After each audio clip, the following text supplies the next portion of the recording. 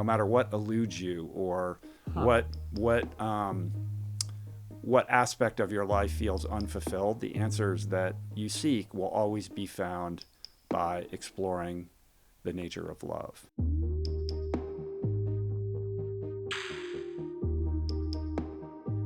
Did you see on SNL this weekend, Seinfeld had Seinfeld did like a guest spot on Weekend Update as the man who did too much press.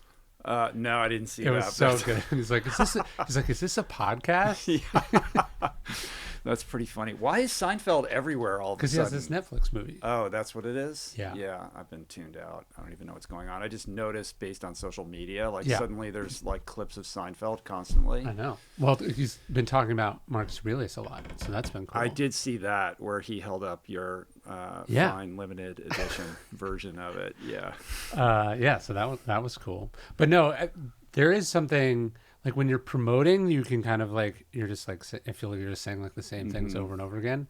But then when you do an interview, like just in the middle of life, I tend to find you do a better one because there's not like these like beats that you're supposed to. Yeah, those are better conversations because you don't have an agenda. But I've often thought, like, should I just say no to guesting on podcasts until I have something and then it's special? Because someone like Seinfeld, you never hear from him, and then suddenly he's like everywhere, and there's a lot of interest around that. Yeah. Versus just kind of trickling out stuff all the time with this sense that it's important in terms of like maintaining some level of public relevance. Yeah, and then is it insecure to be like, well, they're asking me now, I should just do it now? Like a couple of like the big regrets I have, like things I could have gotten, have been like me waiting for a better shot. Like I remember on my first book, they were like, the New York Times has agreed to review it, but they only want to do it in conjunction with another book.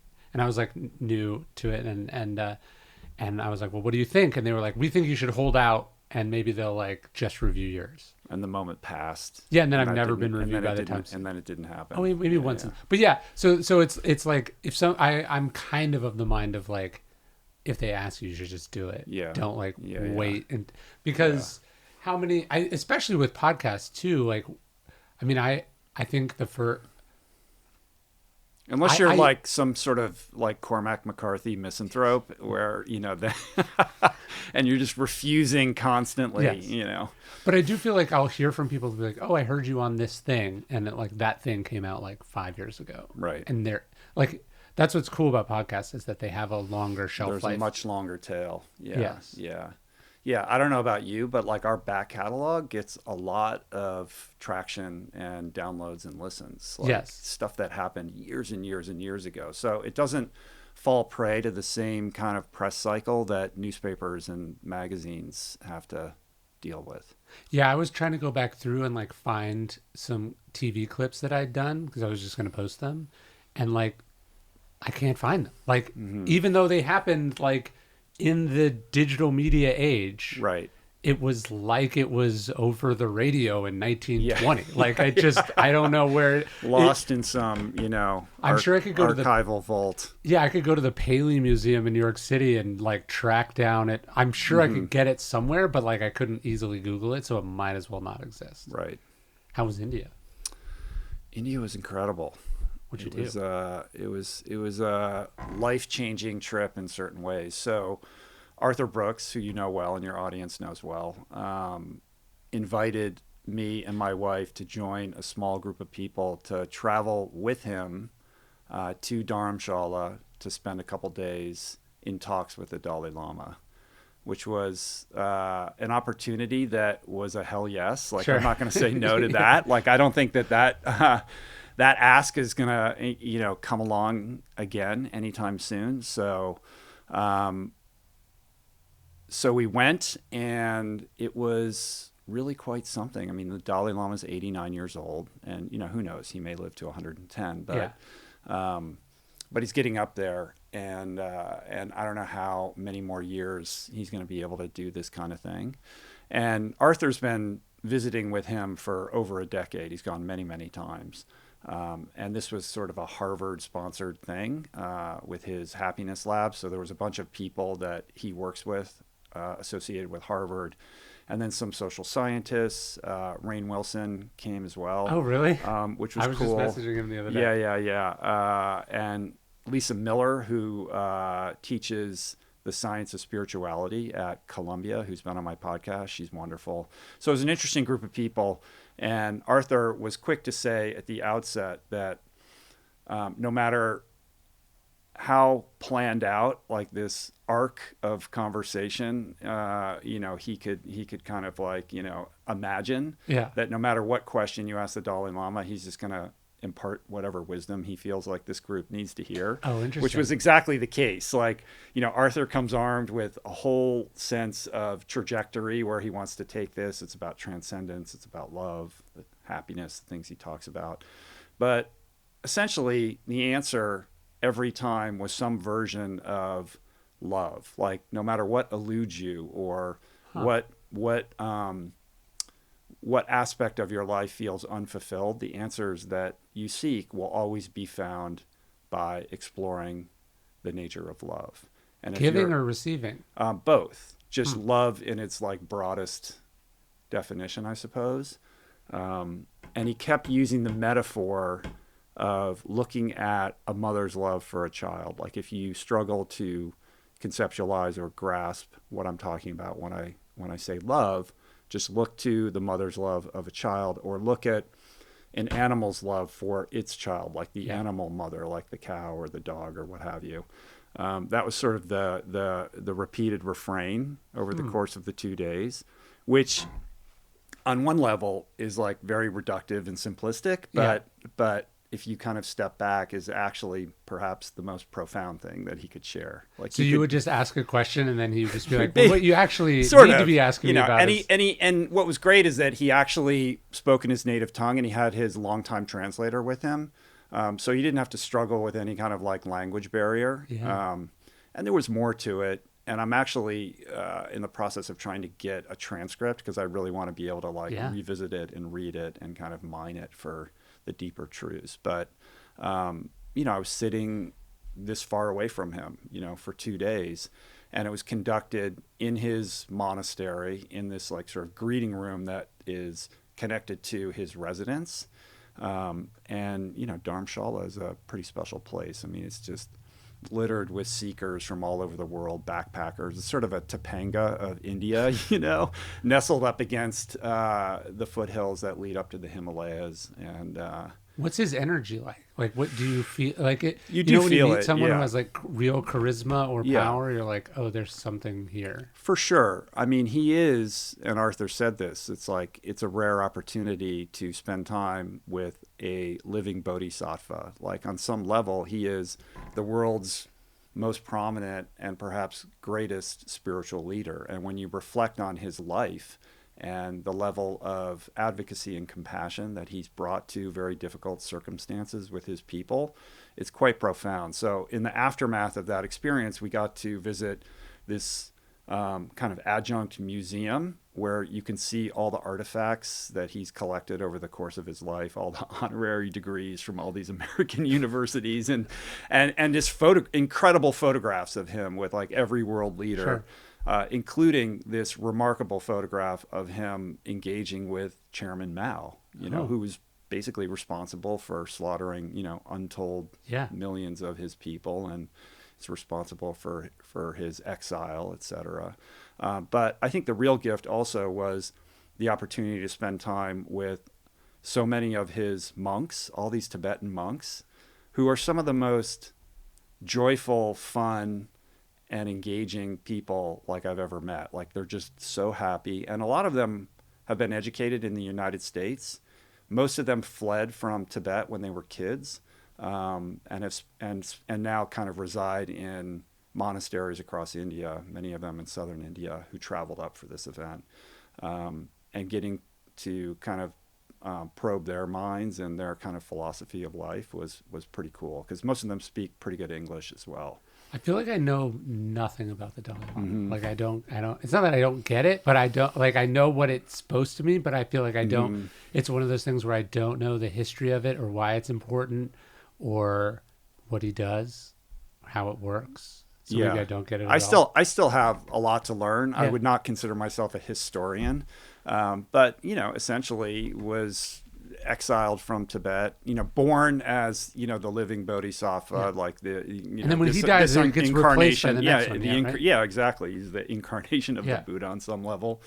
And you have to like think about what that would do to a young mind. Yeah. Like from birth to be told you are this person, and then to actually level up and embody that so completely and comport yourself on the level of that expectation throughout your entire life. Yeah, I mean, I find this so fascinating about Marcus Aurelius, right? So he's chosen as this young kid. It's not like his dad. He's just chosen because he has some flicker of potential in him, and so he's chosen and sort of groomed for it. And that either makes you feel the weight of it and you live up to it, or it ruins you and breaks you. Like I don't think there's much like middle ground there, you know, because most of the people given that kind of responsibility or being told you're the incarnation of a god or this spirit, like it ruins you. I would suspect it ruins you. I mean, imagine a world in which the Dalai Lama at age, 22 decides, fuck this. I'm going to move to Miami and just start partying, and driving a Ferrari. Or even Gandhi, right? Like one of the greatest human beings who ever lived.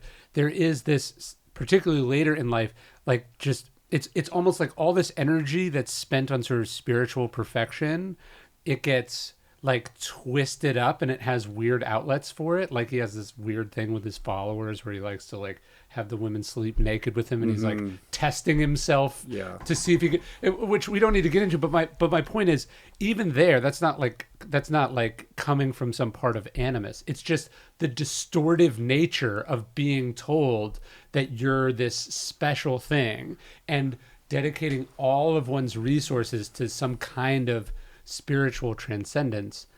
It's probably just like doing psychedelics all the time. Like it just fucks with your brain. Yeah. And it makes you, it skews your understanding of reality, your place in reality, normalcy.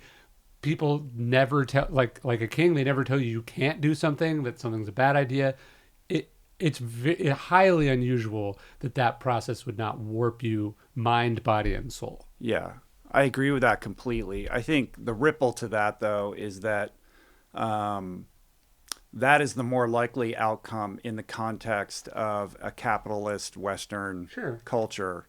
And when you're in India, it's very clear that sensibility, although it is, capitalist in many ways, is secondary to the primary kind of defining feature of that culture, which is spirituality and the aspiration for a higher state of consciousness. Like that is sort of the shared sensibility of that part of the world. And it was my first visit to India, and it is like going to a different planet in many ways. Like it is, I've traveled to a lot of places, but there's something really particular and unique about that country that emphasizes spiritual connection, spiritual growth, spiritual evolution in a way that I haven't seen anywhere else that I've ever traveled. But I mean, even amongst people of that bent, right? Like most spiritual gurus seem to lose their minds, right? Like East there's all some kind of malfunction with these guys, and it generally shows up in sexual dysfunction, greed, all these things that end up corrupting the ecosystem around them. I mean, we see that time and time again. So when you see somebody who somehow has avoided that or immunized themselves against that is a remarkable feat. And it's not like a modern thing. I mean, there's like so then you're like, well, maybe he really is the incarnation of the Buddha and this enlightened being and this true living bodhisattva who has lived up to all of those expectations. Like that in and of itself, set aside anything mystical or spiritual about it, the level of character that you would have to exhibit throughout the entirety of your 89 years to demonstrate that is remarkable in and of itself. No, it's miraculous, right? Like to have power and be considered the the embodiment of some spiritual force to represent some movement, just to have 80 years of people coming and worshiping at your feet, just telling you you're special, for that not to corrupt and break and do something to you is, I mean, how many popes were not shitty popes? The vast majority of them were bad, right? The vast majority of kings have been bad. The vast majority of prophets ended up like, even the good ones just burn out, like burn out and up pretty quickly, right? So just to make it to 80 as a prophet, spiritual guru embodiment is itself like a pretty rare and momentous thing. And perhaps there's something specific or endemic about Buddhism itself that is more conducive to that than another type of religious or spiritual institution. Yeah, there's not like this infrastructure around it, right? Like that's sending money upwards. There's no Vatican instance. that is, got a vault with like all the world's gold and art in it.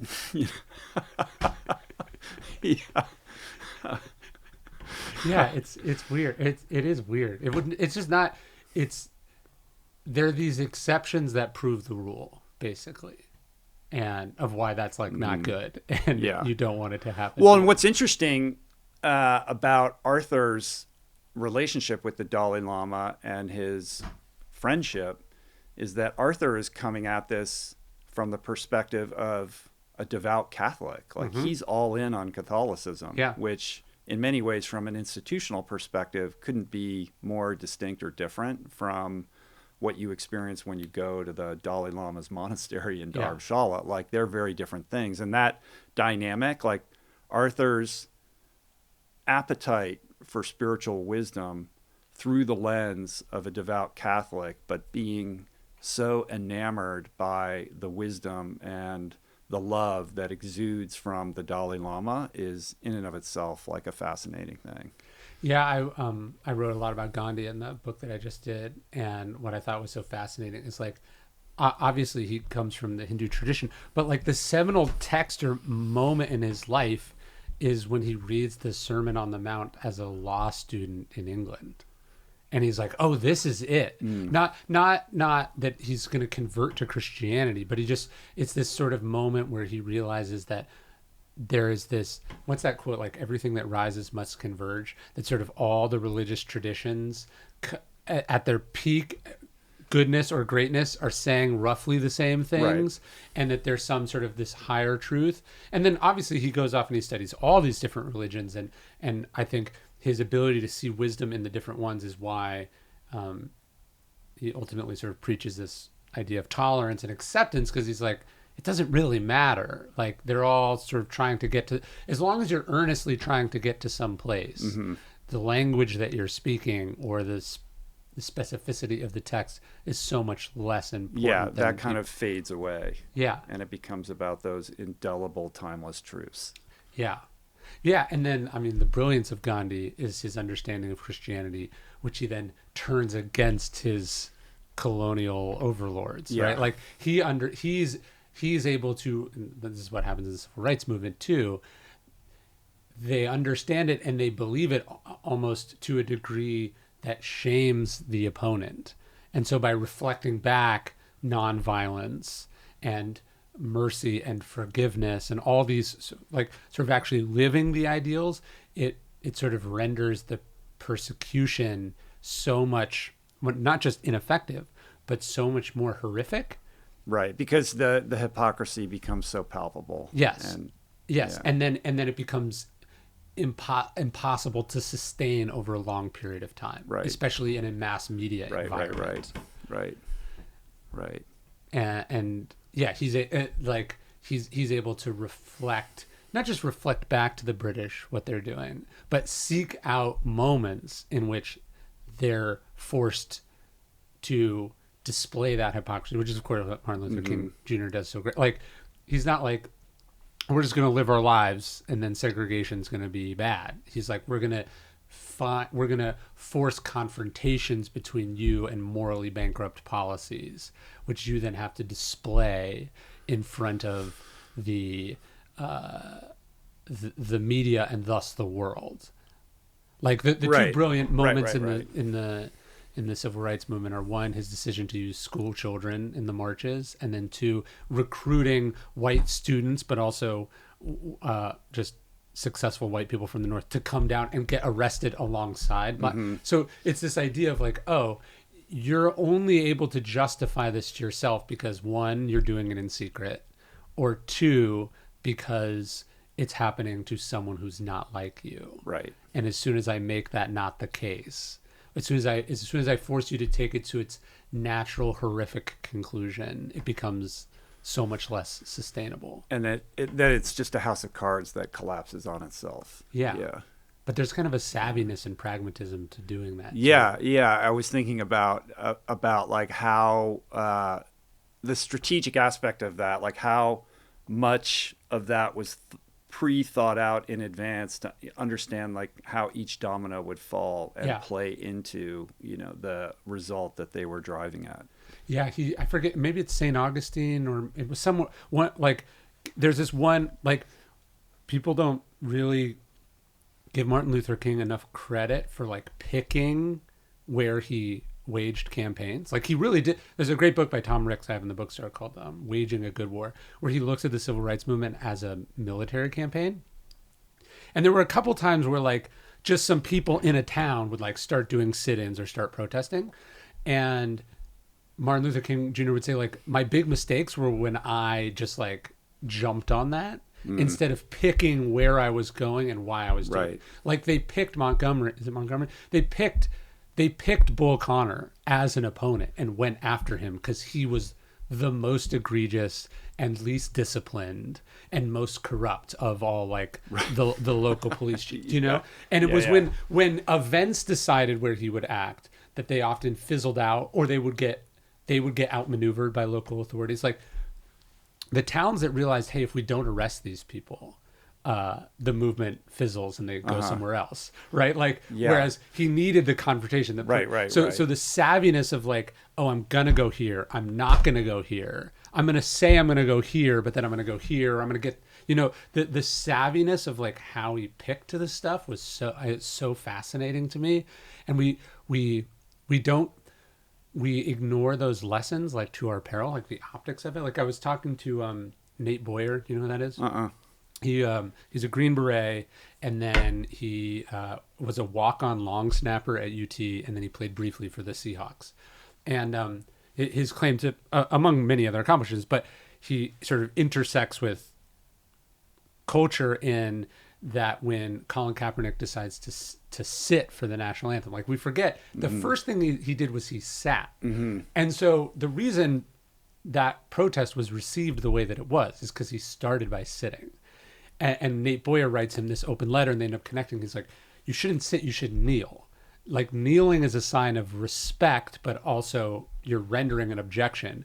If you see the early pictures of Colin Kaepernick sitting on the bench during the national anthem, the optics of it are not good. It doesn't look like a stand by definition, but it looks somewhat petulant or disrespectful.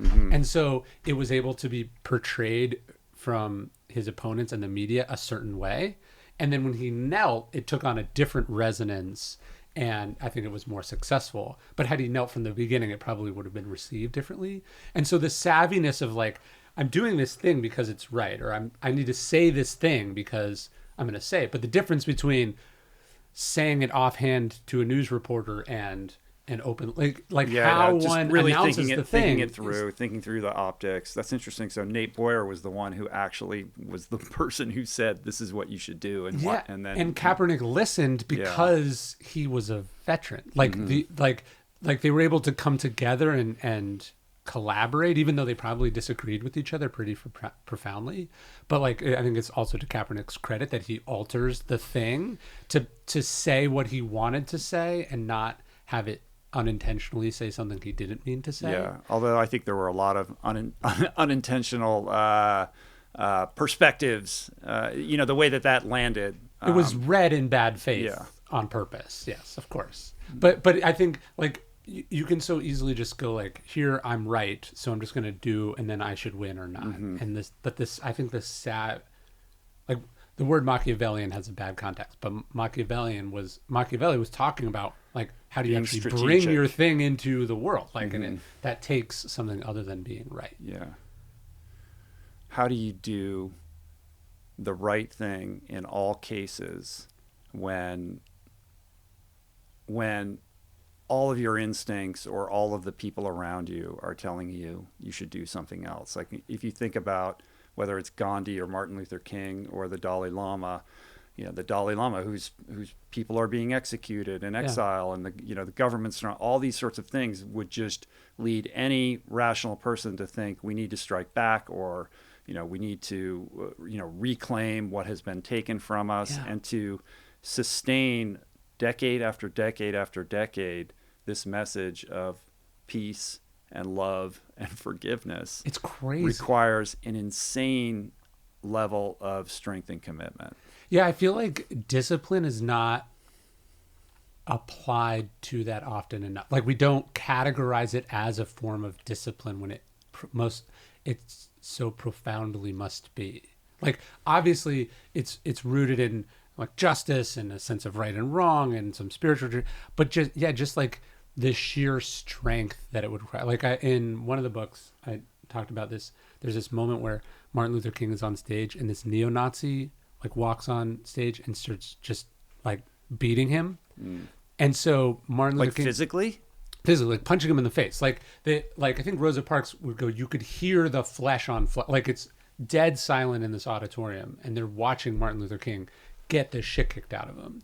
And like he goes like this, he puts his fist up to the way like a human is evolved to protect themselves and also fight, like in the way that chimps fight, like this is how we fight, right? And one of the observers is talking about how there was this moment where they watched Martin Luther King do that and then drop his hands. And like I was just struck by the like training teaches you to do the things that you don't normally or naturally do. And in his case, he trained himself to do like the least human of all things, right? Which was like drop your guard. Yeah, drop your guard. And then so the guy keeps hitting him. Eventually, people separate them, and they both are taken backstage as they wait for the authorities. And then Martin Luther King just like talks to this guy for like 10 minutes, and he the first words out of his mouth are "Don't hurt him, don't hurt him." And so, like beyond whatever spiritual plane a person has to get to do that, I was struck by I don't know, because it's fighting, it struck me as like a boxer. That's like the training of a boxer, but the opposite. Right. Like you're trained to do the thing.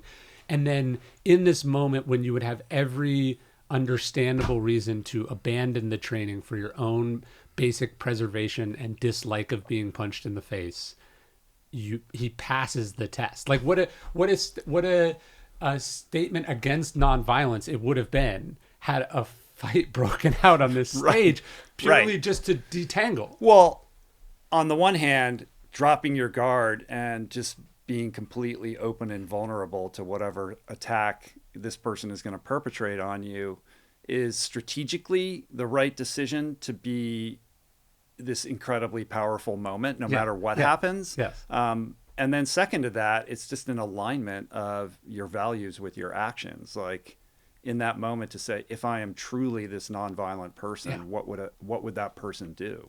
And there's no way he's thinking any of that though. So the training has to be at some marrow deep level. Right. Like that's what's so, if it's like, hey, do you think we should fight back? And no, like it's not strategic on that level. It's like at the testing point. Bred into his DNA.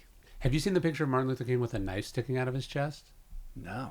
He's giving like a book signing at this department store in New York City, and this like deranged woman, I don't think it was even racially based, this deranged woman walks up and asks him to sign a book and then stabs him in the chest with a penknife. And it goes like right here. It's like narrowly avoids his heart. Like if it had been like a millimeter to the side, like the civil rights movement basically doesn't happen. Or maybe it does happen, but not with him leading it. And there's this picture. She also like nicked him some other places, I think. And there's this picture. I'll show it to you later. But he's just like sitting there and he's being treated by the paramedics. And there's just a knife sticking out of his chest. And he could not be calmer. Oh my God. It's incredible.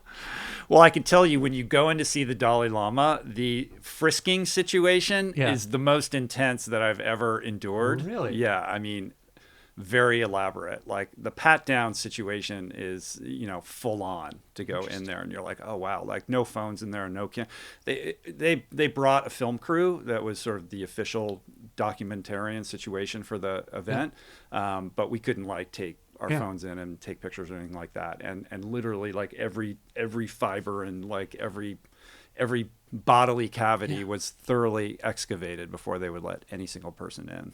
Wow. Yeah, I mean, just to think of the pressure of living your life knowing you could be assassinated at any moment, and that like world governments would have an interest in that happening. It's not just like you and I, like, I hope some deranged fan doesn't stab me in the chest at a book signing, but just the isolation and the existential strain of knowing that you could die, and that there are, like, I was just listening to Salman Rushdie on a podcast, and you just think about. I was going to ask you if you were going to have him on. I mean, I would, sure. Yeah, that would be great. Yeah.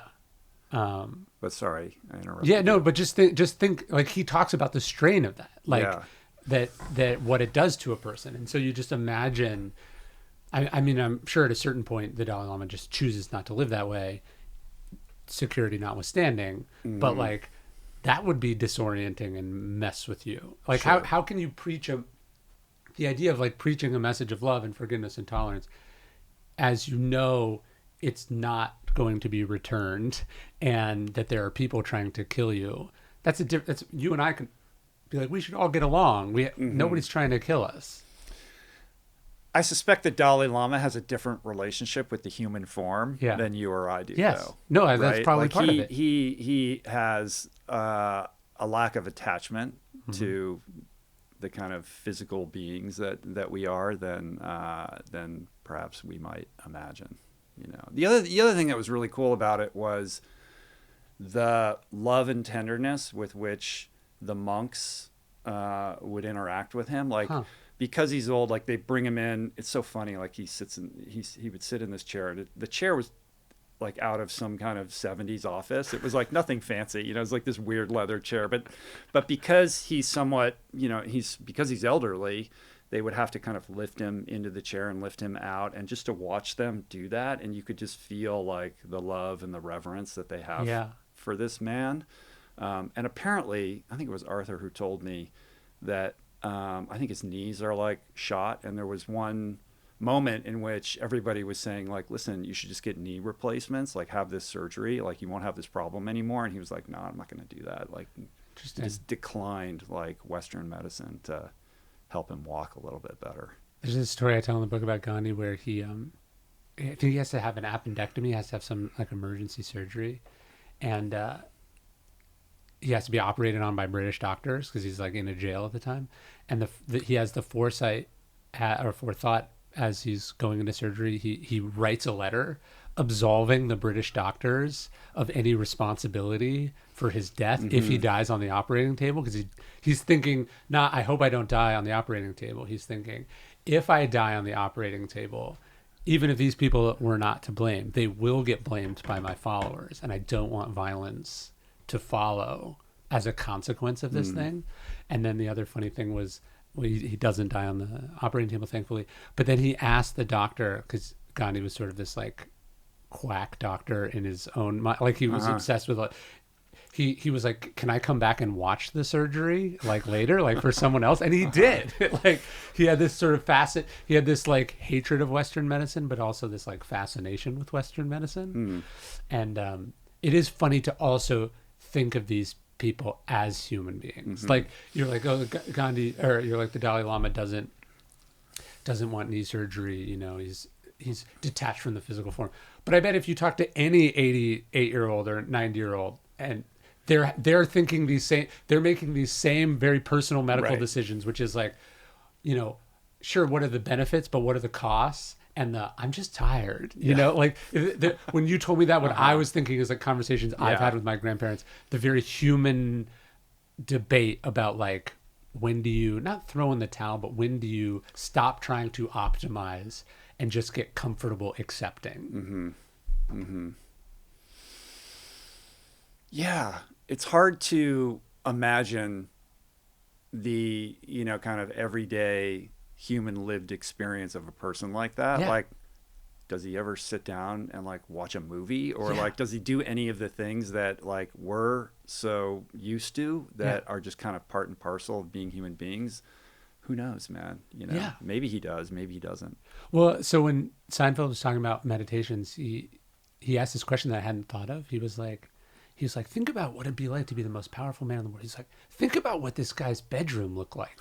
And I was like, I've never thought about that. But yeah, like I'm just trying to imagine this like person I admire and I talk about being like, you know what? I think I'm going to move my bed over here. Like or like but that's your whole lens with this guy, which is that he was very much human and so much about everything that he was thinking about and the obstacles that he was continually facing, despite the heightened circumstances of his position, are as relatable today as they were back then. So for me, looking at you, I would think like, yeah, of course he's thinking about like, is it better if my bed is over here? Do I need 2 pillows or 3 or 1? Or like, how come whatever mundane, stupid shit that we think about probably occurred to him as well. Yeah. I'm just thinking like the Dalai Lama being like, I told you like I like a glass of water before this thing. Do you know what I mean? Just like the mild frustrations of life, which I'm sure even 8 decades into it, he's still like feeling, but also curbing. You know what I mean? Like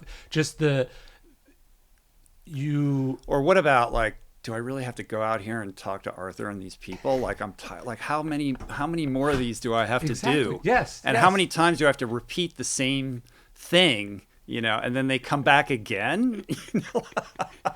Yes. Yeah. It's like Harvard, like right. What does he think of Harvard? And, just his.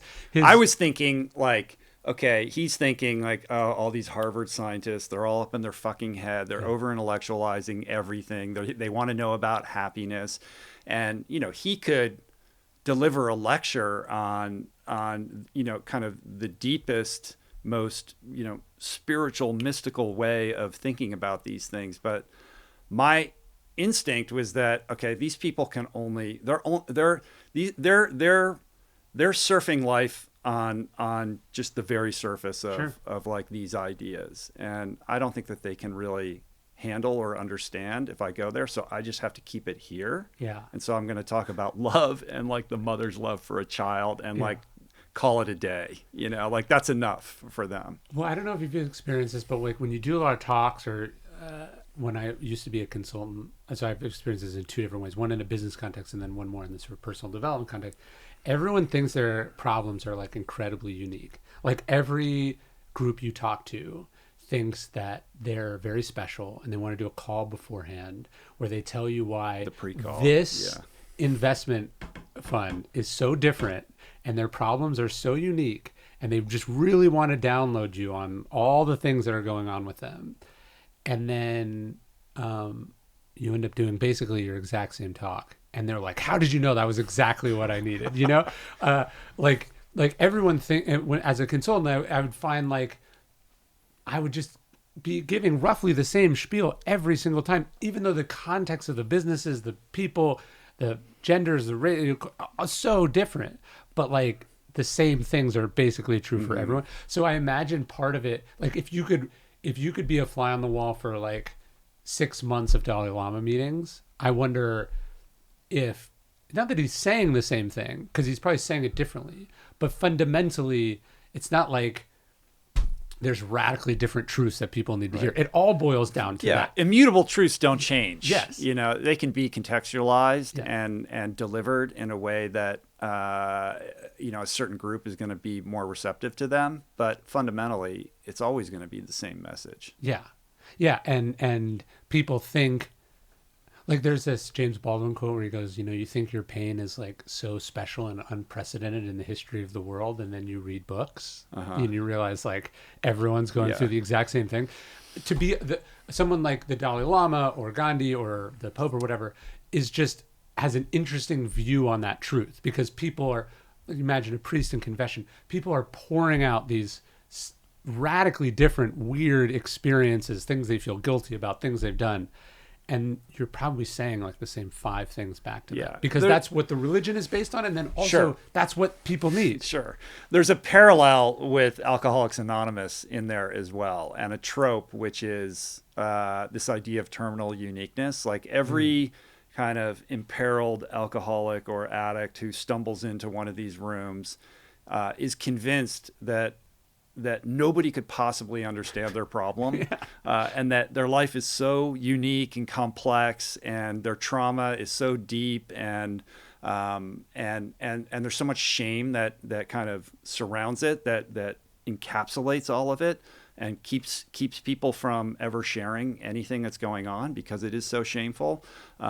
And the idea is like, there's no way I'm going to be able to solve this problem, because nobody could imagine how bad it is and how unique it is to me. And you go to these rooms and you know the dynamic. Somebody gets up and they share what it was like, what happened, and what it's like now. And every single speaker, it's basically the same thing every time. You go to thousands and thousands of these things, and the facts of each person's experience is obviously different, but fundamentally it's like the same story. And that's exactly what that new person who's convinced they're unique needs to hear. Yes. And they can identify not necessarily with the facts of that story, but with the kind of emotional arc of what that experience is. And it's that connection with that allows them to feel like perhaps there's some hope.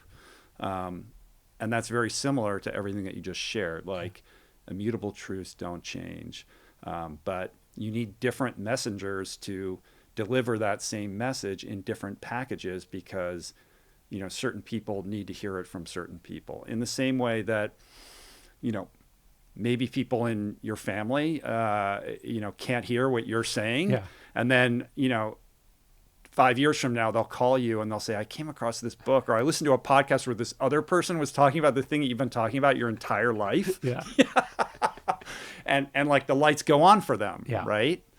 Yeah. I think I've always thought that that's what the higher power step was actually about, is sort of disabusing you of the terminal uniqueness, in the sense that it's forcing you to accept that you're not the center of the universe. Right.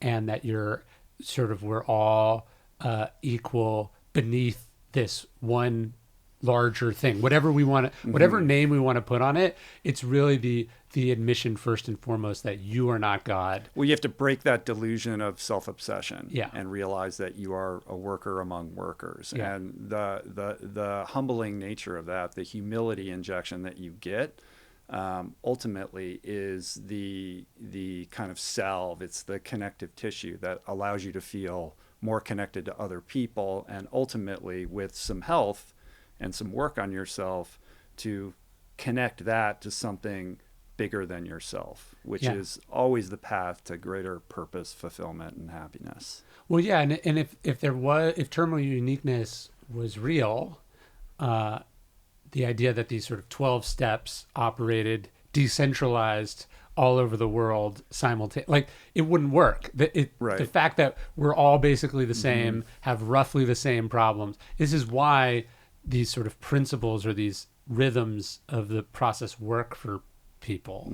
It's because we're much more similar than we are different, and our problems are much more common than we would like to believe or lead ourselves to think. The other piece with addicts and alcoholics is the incredible talent for simultaneously entertaining two diametrically opposing ideas, which is, on the one hand, what we just talked about, this idea that I am so special, my problems would blow your mind, I am so unique, it's just amazing, And then on the other hand, like, I'm such a piece of shit. I am the worst person ever. Right. Like this outsized ego on the one hand, and then this, complete, devastating lack of regard for one's own value on the other hand. I've come to believe that that's the same ego. In what way? Well, it's all rooted in the same perpetual it's self-obsession. Because that's a sense of specialness also. Yes. Like, I'm so bad you can't imagine. Yes. Like, that's an egoistic ideation as well. And also just thinking about yourself all the time. Like, people hate me. People. It's all self-obsession. Yeah. People, they won't forgive and me. You just shared the other day, like, people are not thinking about you. Yes, You know, yes. like the idea that like everyone isn't walking around just obsessing on what you're doing or not doing that day, you know. Well, there's something very high school about that, right? Like a high school kid rips their pants and they're mortified. I can never social go back media to school. feeds that because the feedback loop in that world, you know, kind of reifies this idea that people are thinking about you when they're not. Yeah, it's I think the psychological term for it is the imaginary audience. And like so when you're a kid, you have this imaginary, you're first beginning to understand social dynamics and tribalism and all these really powerful forces that human beings have to have an aptitude for. You end up getting, you know, expelled from society. That hits you really strong, like in high school. And then obviously the dynamics of high school exacerbate it too. But like, yeah, this embarrassing thing happens and you feel like you can never show your face again. Of course, everyone is worried about showing their face because they also have acne or whatever it is. Right. And so that's like a very sort of teenage narcissism, and some of us never shed that, and then social media is fundamentally attractive to people who are stuck in that place, and then also encourages it in people. And like, yeah, you not only have an imaginary audience, but now you have 10,000 followers who are your audience, and they're what are my followers going to think? Like, I think about this even when you're promoting a book or whatever, right? You're like, are they going to get tired of me talking about this? And it's like, they're not even seeing it. Like, algorithmically, they're not even seeing it. I know. And so there is the lowliness has a self-obsession too, because you're just assuming people care and are paying attention and are measuring you and evaluating you and all this stuff, and they're not. And then over here, yeah, there is this, weirdly, what we see as like a surplus of confidence is actually rooted in the same I'm also a piece of shit insecurity, and I have to it's like I have to dominate, I have to win, I have to achieve, I have to do these things, or what I feel about myself is not true. And so it's both ends are the same narcissistic ego wound place that it's not good to live in. No matter how old we get or how much growth we welcome into our lives, on some level, Ryan, I'm not sure that we ever graduate from middle school. No, probably not. You know, probably not. Probably. Well, the kind of petty things that flare up in social dynamics and conflict and all the like are you know, although they may be more nuanced and complex as we get older, on some level, they're really just a different flavor of the same things we were dealing with in 7th grade. Well, because many of us are still that same scared 7th grader, right? Like that idea that, you know, you have this wound or this thing happens to you and then you become... It threatens your membership in the in-group or whatever, and your sense of identity and belonging and connection with... And that's very threatening to, you know, on a very human level, like the idea that you could be exiled or ousted from... Yeah. Something that, you know, you identify as so crucial to your survival. Well, this thing you make up or become to give that younger version of yourself what it needed that it didn't get is where I think a lot of us get stuck, myself included. You know what I mean? Like what you needed at 15 that your parents weren't giving you. And so the coping mechanisms that you made up to help that 15-year-old, that's what stays with you. So that's who you are. You're a 15-year-old trying to be a, you know. Sure. And I will tell you in all candor and honesty, as I was sitting down to journal this morning and doing an inventory on my behavior and my motivations, I had the reflection that maybe I haven't grown all that much since I was 15. Like when I think about my like relationship to extrinsic reward or the validation or opinions of strangers and things like that. I wish I could tell you I was healthier than I actually am, because I know that I still fall prey to those influences in a way that I'm not proud of, and I know that I still have work to do.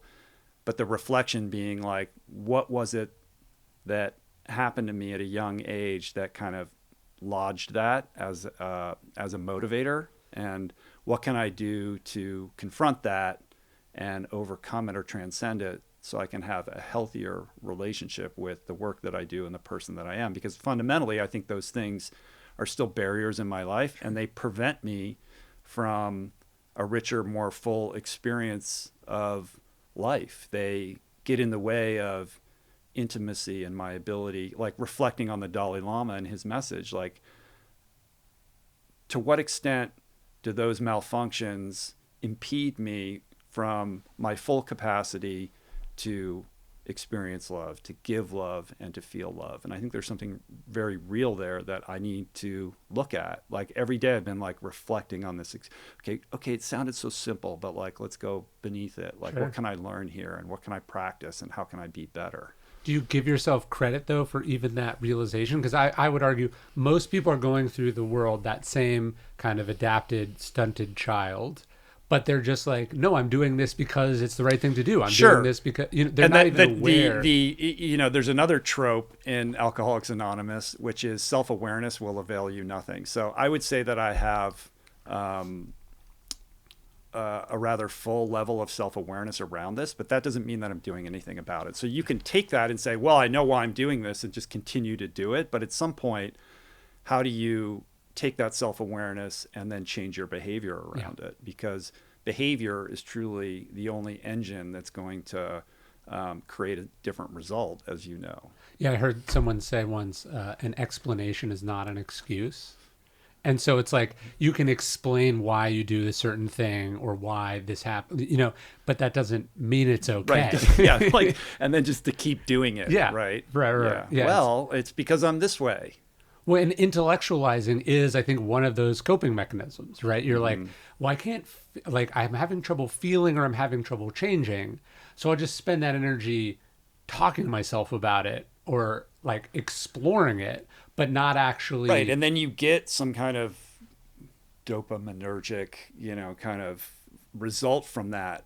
In other words, a feeling of having done something about it, when in fact you haven't done anything about it. And I think the same applies. You can read all the self-help books and feel like, oh, I'm improving myself, but all you're doing is kind of arming yourself with a bunch of arguments and perhaps enriching your level of self-awareness. But if you don't take all you need is like one self-help book. If you actually did everything in whatever, choose your book, it doesn't even matter. Like, your life would probably be better. Yeah.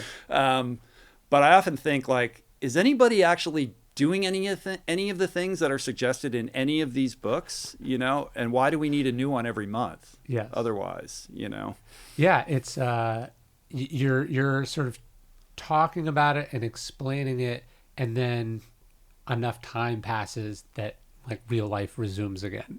You know what I mean? Right. You're like, why did I do this? Why did I, and then you're just, it's a way to just sort of dissipate the energy and to not have to make a behavioral shift. Like you get the rush of the self-exploration, the explanation, the whipping yourself a little bit, and then you're like, what do you want for dinner? I think similarly, it's not distinct from that idea of like sharing a goal publicly, and then that like sort of giving you the same feeling as if you had achieved the goal. Yes. This is why I don't talk about books while I'm writing which gets them. in the way of actually achieving the goal, right? Like that becomes an impediment to that.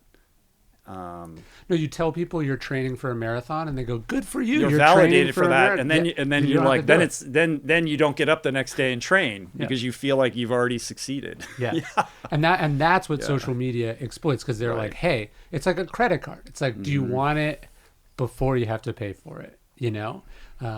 And then the interest is attached, or however you want to take this metaphor. But yeah, it's this way of just getting it in advance. And if you get it in advance enough times or often enough, why would you go do the hard thing? Right. You don't need to do the hard thing. Because the hard thing, because what you're doing the hard thing, if you're doing the hard thing for that external validation or reward, there's a much easier way to get it. Yes. So you have to be internally driven on some level. Yeah. There has to be something deeper and more to drive that. And you know as well as anybody that there is something important about protecting those goals and keeping them to yourself. Like it's a if you think of it as energy, like you don't want any seepage, Yeah. right? And if you allow any kind of seepage, then it loses that potential energy on some level. Like I don't know how to put words to that, but protecting it then feels like when you finally are ready to share it, that it is more it's more pure than it would be otherwise. Yeah, although one of the things I'm struggling with or thinking about is like, okay, so you're like, no, I'm just intrinsically motivated. I'm not thinking about whatever. But that in and of itself is kind of a weird self-deception you're undergoing, which is like you're telling yourself, well, if you do it for this way, you just keep doing it long enough. There's still some other goal maybe you're not being honest with yourself about, or some oblivion you're seeking as a result of it. And I'm trying to get better at just being like good. If that makes sense. Like I'm trying to like okay, are you working on this project because you need it to be successful because you want to make a bunch of money and then you want to make dad proud? That's a chain of events that's never going to give you what you want. But there's another version of that which seems healthier, which is like, I'm just doing it for me. I have my routine, I have my rhythms, I do it. But that in of itself is this kind of comfort you come up with where you're just like, you can just get addicted to the work of it, or the compulsiveness of this is what time I do this. This is how many I do each day. And it's a similar kind of like, well, if I get it, then I'm good. And if I don't get it, then I'm not good.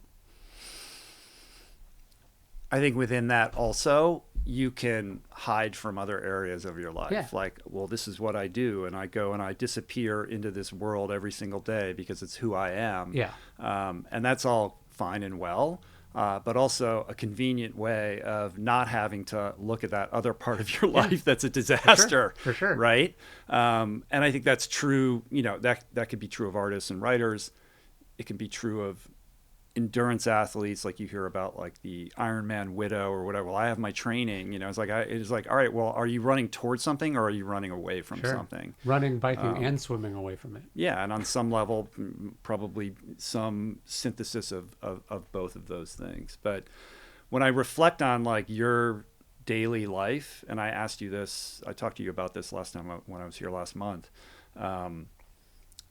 As somebody myself who is now faced with the prospect of writing a book for the first time in a long time, trying to solve the time equation of like how you do everything, because now you're still writing a book every year basically, and you're doing this podcast.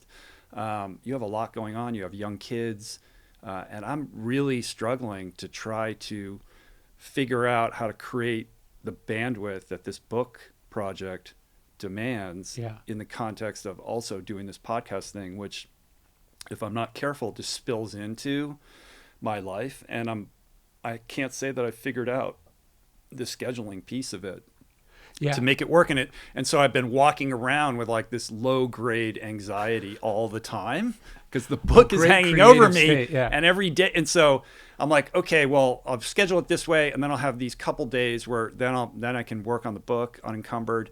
But then I'm exhausted on those days because I put so much into the prep and the other things that I'm doing in my life that when I get that time, I'm not in the mindset, or I don't have the energy that I would like to have for those experiences. And I'm starting to like... When you never let yourself go, I'm not going to work out today, I'll just do a double workout tomorrow. That's not how it works. I know that, but I also know, like, I see how you can like chip away every single day. It's like, and I love that you're able to do that, because it's in the endurance athlete like analogy or context, far is always better than fast, and pace is much more important than acceleration. Sure. Like, you're playing the long game, you're showing up every single day. It's not about the epic workout. It's like basically making sure that you're super consistent all the time. And I suppose once I get into a certain rhythm that I could work on it in small chunks every day. But now I'm just I'm still very much at the starting line where I'm trying to understand what it is that I'm even going to be doing. And I find it all very overwhelming. So that creates a paralysis. And short of having a big block of time where I can just lose myself for like 10 days and then go, okay, now I know what this is and I know how to make sense of this. And I can see, you know, the steps that I need to take along the way. That's kind of like the place that I'm in right now. So the hour a day thing or the 2 hour a day thing has proved ineffectual, at least so far. I'm a huge believer in momentum. And I think we don't talk about that enough, like as a way of habits and productivity and success and good work. Like we're just sort of like, we see it much more as a sort of brute act of will or genius or inspiration or whatever.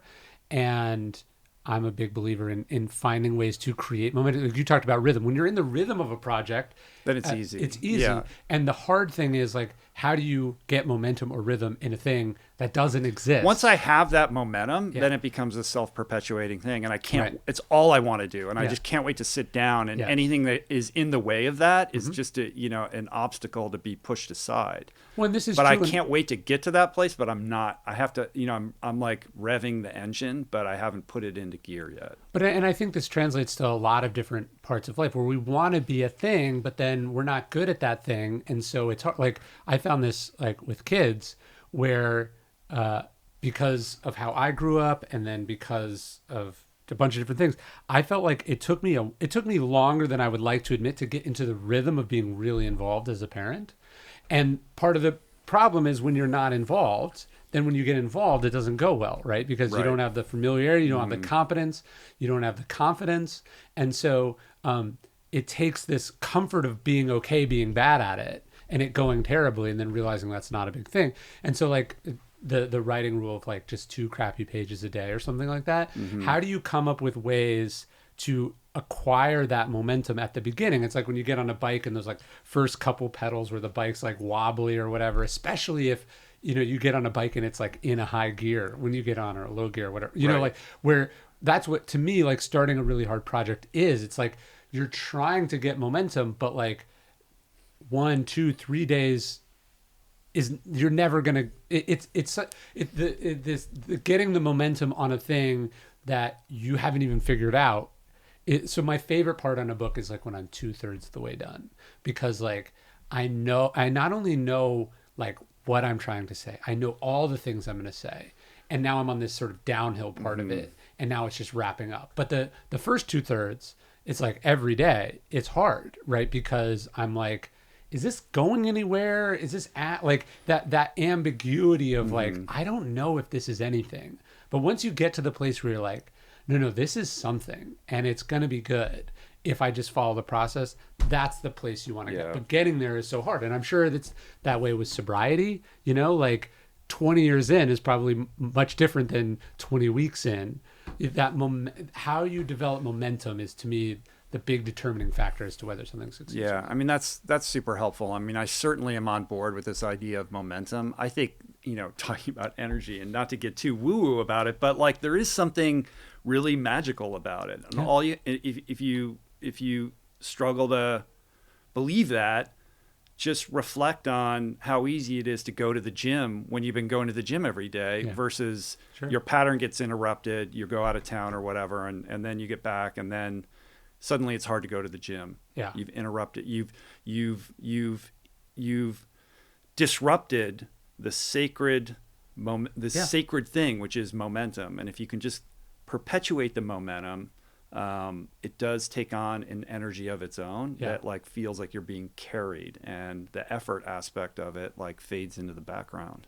Yeah. So like, I think for me, I've started to think about it. It's like, I'm always working on the book as opposed to I'm always writing the book. So like if I had... And you're working on the book after the book also, because you, with this note card system, like you come across stuff and you're like, oh, well, that'll be better for the 2 books later or whatever. So that by the time you finish your book and you're faced with the prospect of writing the next one, there's already all this material there. You're not starting with an absolute blank page and wondering whether this is even a good idea.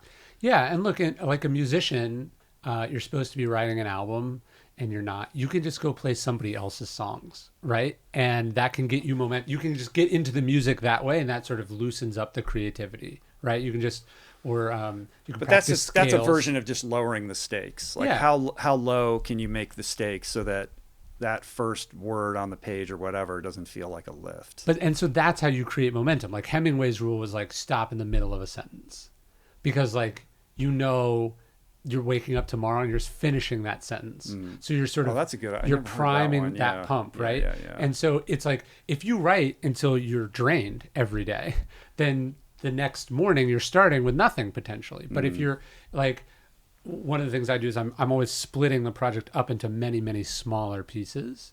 And so I'm not really working on a book. I'm writing an article essentially Right. about this Right, thing. right. And maybe I've got 2 or 3 that I'm doing it at one time. But I'm it's lowering the stakes and also shrinking the horizon that you're staring at. So you're like, yeah, I'm not circumnavigating the world. I'm just getting across the Atlantic. And actually, I'm not getting across the Atlantic. I just got to get to this town tonight or whatever, you know? Like you're just a little. So I think that rule of just a couple crappy pages a day, it doesn't have to be literally that, but it's like, hey, did I came up with one thing I'm going to say. Like I wrote one sentence today. That's good. So that's how I think about it. And do you have certain people that you allow to have, look at what you're doing to make sure that you're on track, like a select few people that you trust to review your Not really. work? I have like my research people who are looking at it as I'm doing it to help fill. So like the other way I keep momentum to really nerd out is like I'm writing about something right now, and it's about someone doing something, and so I'm like, when he did whatever it is and then I just write insert, or I'll put like 19x. I don't so do you can keep moving. I don't do any yeah. details, I don't get bogged down with fact checking necessarily. Like it's all about momentum, even in the midst of this 1,000 word chunk that I'm doing. Or if I'm like, he was worried about this and this and this, like I know I want the sentence to be like a 3-part thing, but only 2 of them Do come up. X, Y, and Z. Come Yeah, back later. yeah. And so it's about moving forward. And then oftentimes what I'm starting with the next day is just like plugging in those things. And so you're it's all about forward movement. That's why they say like, don't edit while you write, because those are 2 different skills. And one is forward looking and one is backward looking. One creates momentum, and editing usually is like cleaning your house, where it gets way worse before it gets better. And you don't want to do those things simultaneously. Right. I'm pretty good about that. But that was a hard lesson to learn also. Yeah. I mean, look, you've also only done this like one time, right? I know. So it's been a while. It's been a minute. Yeah. The more you do the thing, the less, the more familiar you are with it, and the more familiar and trusting you are of the rhythms day to day. So you're like, yeah, most of the day, like I have a really good sense that most days suck now. Like I'm not judging myself on whether it's going well because like I did well or not well today. I have a longer time span of months or several months, and then I can sense whether I'm making progress or not, because I've just been in it so many times. And I think that's hard. We often do hard things like one time, like we'll run one marathon. Yeah. And so we go, but the real thing you learned there was the rhythms of the 26 miles, and you're just throwing that out. Like you didn't learn it really for any purpose, because since you're not doing it again, you're not ever going to draw on that knowledge of like, yeah, at 20 miles, you hit this wall, but you just push through it and then you end up on the other side. Yeah. So don't just write this one book, right? Yeah. Like, I know. Write more. Yeah. You're overwhelmed by the idea of writing a book? Forget about that. Just think about all the books you're going to write, Okay. Actually, doing this series has been nice in that I'm not like, well, if I don't get this, like, it's frustrating in that like there's things in the courage. Well, all your eggs aren't in the basket of one book. There's things in the courage book that in retrospect I would have had in the discipline book or in the justice book or in the wisdom book. But the other side of that coin is I'm moving forward. I've got 2 more shots at this, Yeah. I don't have to be so precious. Right. Right. I'm excited to read it. If I can help, just let me know. I think I will definitely hit you up on that. What else do you want to talk about? Are we done? We can. You hungry? Yeah, I could eat. All right, let's go eat. Cool.